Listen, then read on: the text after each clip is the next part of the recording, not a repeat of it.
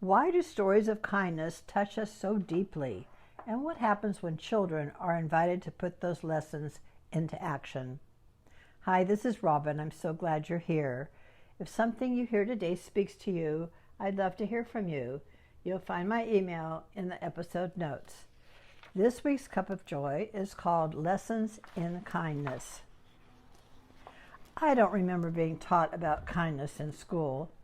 Reading, writing, arithmetic, yes. Kindness, not so much. Of course, that was many, many decades ago. Technology and curriculum have certainly changed. No more cursive. When I look at the beautiful penmanship in letters written during the 1800s and early 1900s, I sometimes wonder what we are losing in our digital age. Hopefully, with each new invention, we gain more than we lose. One thing we have certainly gained is easier access to stories and videos. Who remembers the thrill of seeing the big reel-to-reel projector and roll-up screen wheeled into the classroom? It was an event. Lessons paused, something special was about to happen. Teachers no longer need the projector. Today, videos are everywhere, on televisions, phones, laptops, tablets, and even on watches. We scroll through videos on Facebook, TikTok, Instagram, and YouTube. Many come and go without leaving much of an impression. But a series of short videos called On the Road with Steve Hartman, a weekly feature on the CBS Evening News, has grown into something far more than entertainment. It has become a movement. It's called Kindness 101. I've long been a fan of Hartman. I usually catch his reels on YouTube or Facebook. In a media landscape often dominated by conflict and controversy, Hartman has made a career out of finding stories that restore our faith in humanity. More than once I've found myself wiping away a tear while watching one of his stories unfold. They always leave me feeling just a little better about the world. In fact, Steve Hartman has become one of my unofficial research assistants. Often when I'm looking for a topic to write about, I find myself browsing through stories I've saved from his broadcasts. I keep them because they touch my heart. They remind me that kindness, generosity, courage, and compassion are alive and well in the world. Over the years, many of those stories have inspired topics that eventually found their way into my Cup of Joy. Several years ago, during the pandemic, Hartman found himself spending more time at home with his children. He often credits all three of his children for shaping his perspective. His oldest son, George, has autism. Over the years, Hartman has spoken about the many lessons George has taught him about patience, acceptance, and seeing the world through different eyes. Merrill and Emmett, his two youngest, began working with him to create short videos about character, compassion, and the qualities that help us become better human beings. They set up a little studio in their home and began filming. One of the things I love most about the program is that Hartman didn't simply teach his children these lessons, he invited them into the process. Merrill and Emmett aren't passive listeners. They ask questions, challenge assumptions, offer observations, and occasionally provide the kind of honesty that only children can deliver.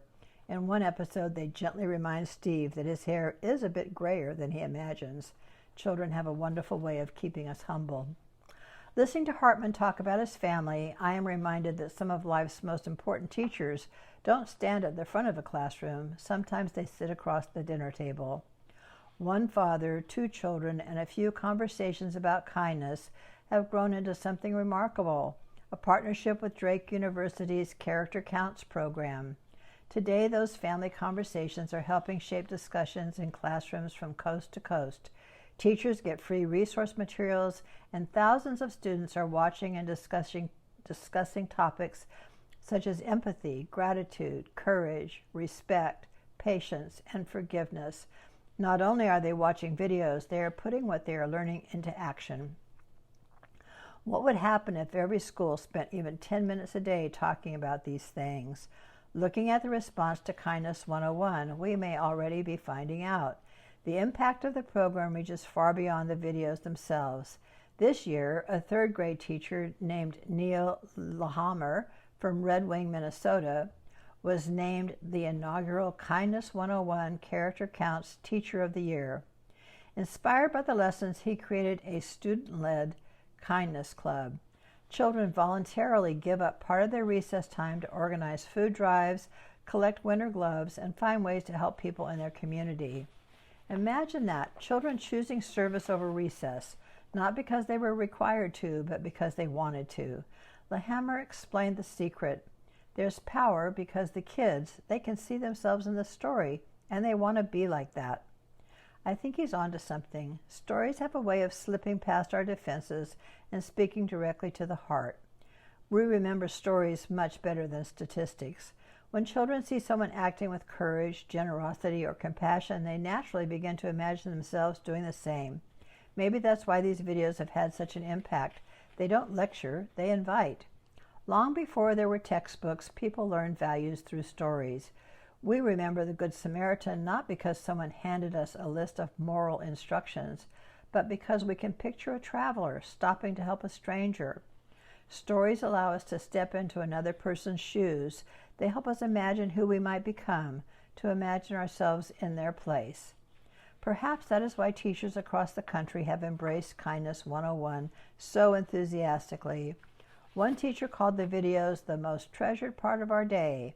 Another said they have transformed the culture of her classroom. Others described students more engaged, more thoughtful, and more willing to discuss difficult emotions and real-life challenges. Steve Hartman never set out to create a movement. He simply did what great storytellers do. He noticed people. He paid attention. He shared stories worth telling. Then he trusted those stories to do their work, and they have. In a world where adults often worry about what children are watching online, it's encouraging to know that thousands of classrooms are intentionally making space for stories that bring out the best in us. We often hear that social media, technology, and screens are pulling us apart.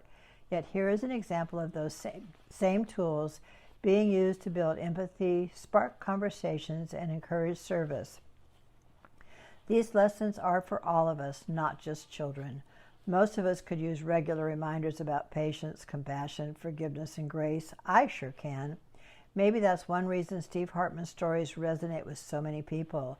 Every week, he goes looking for examples of ordinary people doing extraordinary things.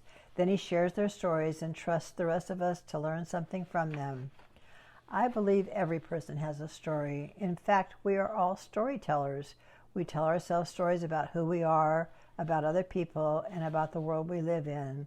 Those stories shape how we see life. Some leave us feeling discouraged and fearful. Others inspire hope, courage, and compassion. What I appreciate about Steve Hartman is that he intentionally goes looking for stories that reveal humanity at its best. Not because hardship doesn't exist, but because kindness exists too, generosity exists, courage exists, love exists. His stories remind us that goodness often goes unnoticed unless someone takes the time to point it out. Perhaps that's why his work resonates with so many people, including me. His stories help us recognize what is possible, and sometimes one story can inspire a kindness that inspires another kindness and another after that. The ripple continues. That's how movements begin, not with grand plans or sweeping programs, but with ordinary people sharing stories that awaken the best in us. Until next time, remember the ancient proverb, tell me the facts and I'll learn, tell me the truth and I'll believe, but tell me a story and it will live in my heart forever.